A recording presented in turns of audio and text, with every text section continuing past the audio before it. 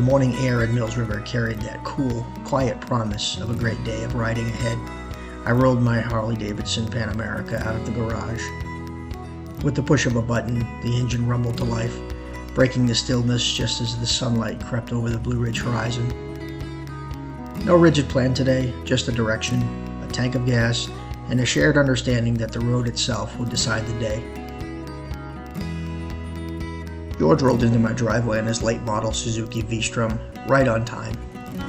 When riding with friends, punctuality is not mandatory, but it is certainly appreciated. We had a destination in mind, but the route is always subject to change. George suggested Sassafras observation point. Ironically, I had been looking at that same destination this morning when I was searching routes.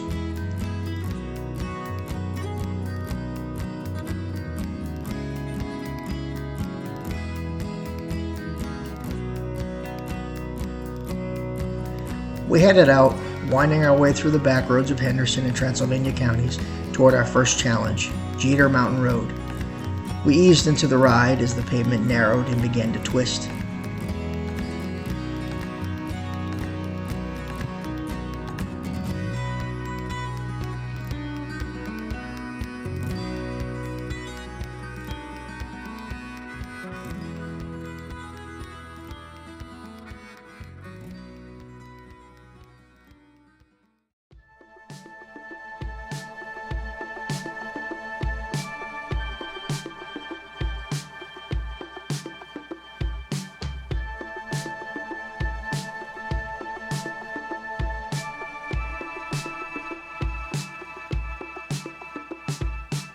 Our world quickly shifted from sleepy neighborhoods to dense forests, where the familiar scent of damp earth and pine filled our helmets once again. Pinnacle Mountain Rd didn't rush, it unfolded. Tight corners, short straights, and just enough elevation change to keep our focus sharp.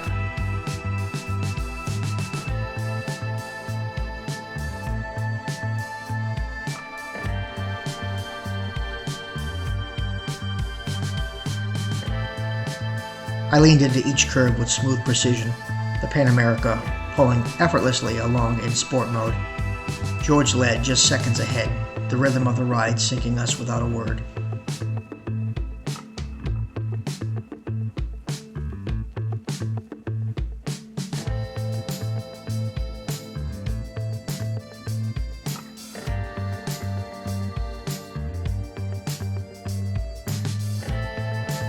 By the time we reached the end, the sun had fully risen, casting golden light through the trees.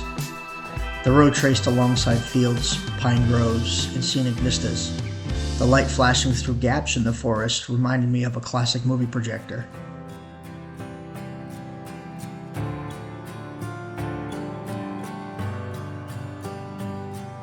Here, we relaxed our pace. This section wasn't about carving corners, it was about taking it all in. In sections, the sound of rushing water, the cool air brushing past, and the steady hum of our engines created a kind of moving meditation. Our minds were focused ahead, leaving all worries behind. Our next stretch led us into DuPont State Forest, where the ride became something quieter, almost reverent. The forest seemed to absorb sound, wrapping us in a calm that only deep woods can offer. We slowed near trail crossings, catching glimpses of hikers and waterfalls hidden just beyond the trees. It was the kind of place that reminded us why we ride, not for speed, but for connection.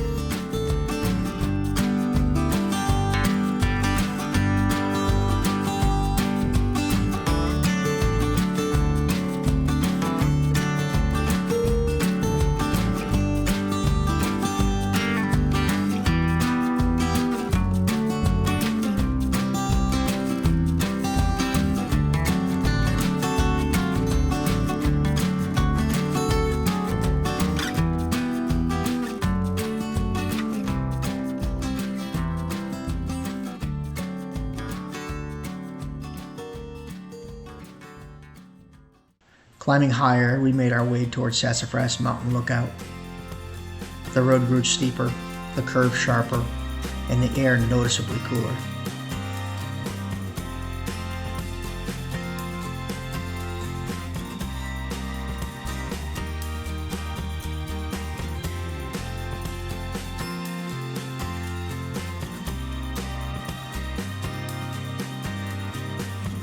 When we reached the observation tower, we shut off our engines, and for a moment, there was nothing but wind.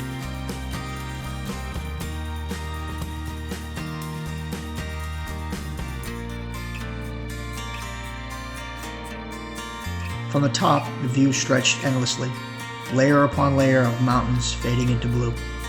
I nodded, taking it in. George just smiled. Some views don't need commentary.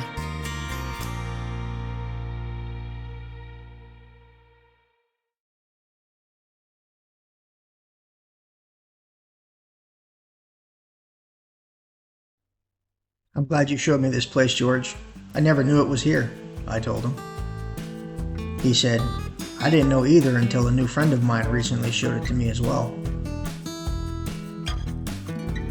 Back on the bikes, we descended into South Carolina toward a small dot on the map called Pumpkin Town.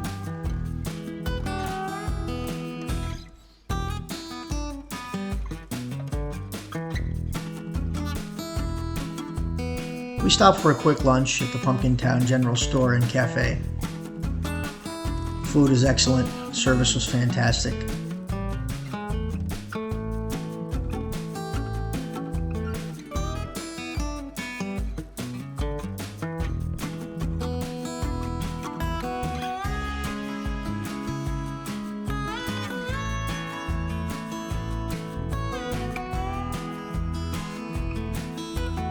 Our next stop was at an overlook with an amazing view of Table Rock. The landscape shifted again, rock faces rising dramatically, the road cutting through with purpose.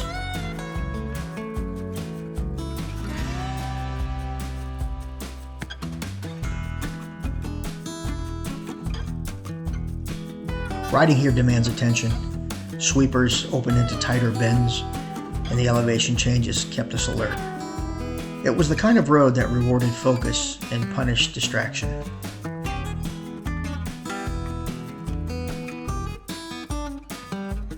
Lastly came Pinnacle Mountain Rd, a final test of skill and endurance, narrow, winding, and unpredictable. It felt like the road was asking one last question: how much do you trust yourself and your machine? I answered with confidence. Flowing through each corner, George pushed just enough to feel the edge, but never beyond it. This was the sweet spot, the space between control and freedom.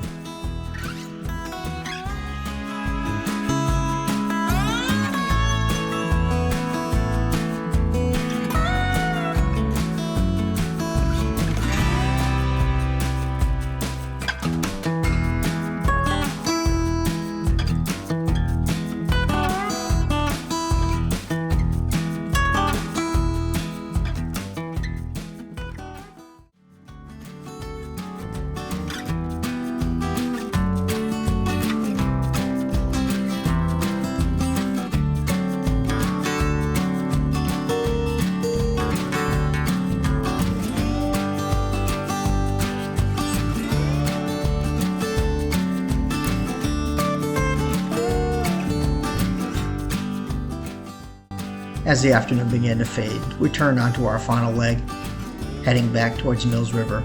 The intensity of the day softened into reflection. The roads were straighter now, the pace steadier. The ride wasn't over yet, but it was winding down. We pulled back into my driveway just as the light began to dim, engines ticking as they cooled. Helmets came off, and for a moment, neither of us said anything. We didn't need to. It wasn't just the miles, it was the roads, the views, the silence between conversations, and the unspoken understanding that days like this don't come from planning, they come from riding. And tomorrow, another road awaits. Thanks for watching. Until next time, take care, be safe, and I'll see you out there on the road.